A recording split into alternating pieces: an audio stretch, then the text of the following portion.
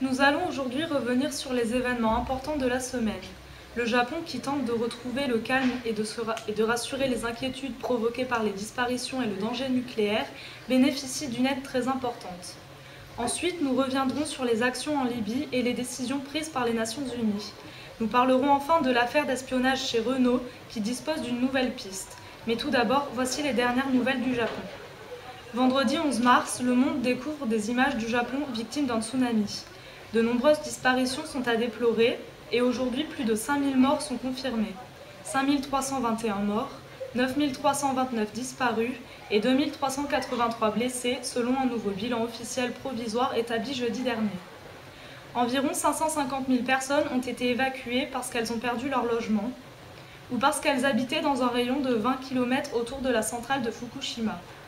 Plus de 88 000 maisons et bâtiments ont été complètement ou partiellement détruits. L'impact sur l'économie japonaise serait estimé à 100 milliards de dollars. Dans la petite ville de Minamisanriku, la moitié des 17 000 habitants sont portés disparus, très probablement morts. Voici le reportage. Tomeko a mis 2 jours à retrouver sa fille. Aujourd'hui, ensemble, elles recherchent le reste de leur famille. 10 de mes proches ont disparu. Je n'ai eu aucun contact avec eux. Je suis très inquiète. Mais les chances de retrouver des survivants sont désormais infimes. 1000 corps ont déjà été découverts, 8000 personnes, la moitié de la population, manquent toujours à l'appel. La ville avait déjà été dévastée par un tsunami il y a 50 ans. Depuis, les habitants s'étaient préparés à un nouveau raz-de-marée, mais pas à une vague de 10 mètres. Les gens pensaient être en sécurité derrière les barrières. Mais cette fois-ci, le tsunami a duré bien plus longtemps et il a été 2 fois plus puissant. Les rescapés ont trouvé refuge dans une école, mais ils sont déjà menacés par une autre catastrophe nucléaire cette fois, qui se joue à près de 100 km. Privés de logement, craignant les effets de la catastrophe nucléaire, de nombreux Japonais quittent les régions affectées par le séisme et le tsunami. Certains quittent même le pays. Les billets d'avion se font rares alors que de nombreux pays conseillent à leurs ressortissants de quitter le Japon. Les entreprises louent des jets privés pour évacuer leurs cadres. Cependant, le risque nucléaire serait apparemment maîtrisé.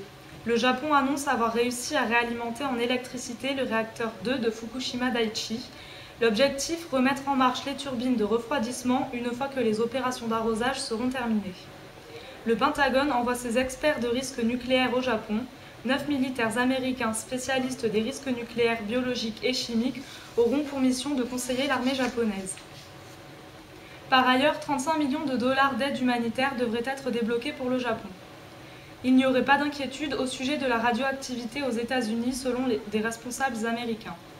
D'un point de vue économique, le Japon est un pays riche, doté d'une économie forte et a tous les moyens financiers pour faire face aux défis provoqués par le séisme et le tsunami dévastateur du 11 mars, estime le Fonds monétaire international. La première des priorités pour les responsables politiques est de répondre aux besoins humanitaires, aux besoins concernant les infrastructures et la reconstruction, et de résoudre le problème nucléaire actuel, déclare Caroline Atkinson, directrice des relations extérieures du FMI.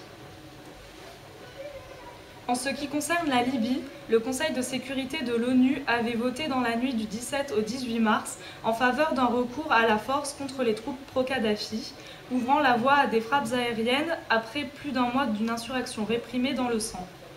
La résolution demandait notamment l'établissement immédiat d'un cessez-le-feu et l'arrêt complet des violences et de toutes les attaques contre des civils. Au lendemain de ce vote, le ministre des Affaires étrangères libyen a annoncé vendredi que son pays mettrait fin à toutes les opérations militaires. La Libye a décidé d'observer immédiatement un cessez-le-feu et de mettre fin à toutes les opérations militaires, a déclaré Moussa Koussa lors d'une conférence de presse. Il a affirmé que son pays, étant membre à part entière des Nations Unies, était contraint d'accepter la résolution du Conseil de sécurité. La France, qui se préparait depuis jeudi soir à une intervention militaire coordonnée en Libye avec d'autres pays, a accueilli l'annonce avec prudence. Muammar Kadhafi commence à avoir peur, mais sur le terrain, la menace n'a pas changé, a déclaré un porte-parole du ministère des Affaires étrangères. Sceptique également, le commandant des rebelles libyens, Khalifa Haftar, a estimé que le cessez-le-feu annoncé n'était pas important et qu'il s'agissait d'un coup de bluff de Mouammar Kadhafi. Selon lui, le leader libyen doit rendre ses armes et se rendre lui-même aux Libyens, ce qui serait mieux que de se rendre aux forces étrangères. Mais les tensions continuent d'être très vives entre la France et Kadhafi. Voici les images. Avant le sommet spécial sur la Libye organisé à Paris, Mouammar Kadhafi s'est fait menaçant. Le dirigeant libyen a adressé plusieurs messages urgents à Nicolas Sarkozy notamment, ainsi qu'à David Cameron, le Premier ministre britannique, et à Ban Ki-moon, le secrétaire général des Nations Unies, via son porte-parole. Qui vous a donné le droit d'intervenir dans nos affaires intérieures? Vous allez le regretter. Dans un autre message adressé à Barack Obama, qu'il dit considérer comme son fils, Mouammar Kadhafi affirme qu'il a le soutien de tout son peuple. J'ai tous les Libyens derrière moi et ils sont prêts à mourir pour moi. Les hommes, les femmes et même les enfants.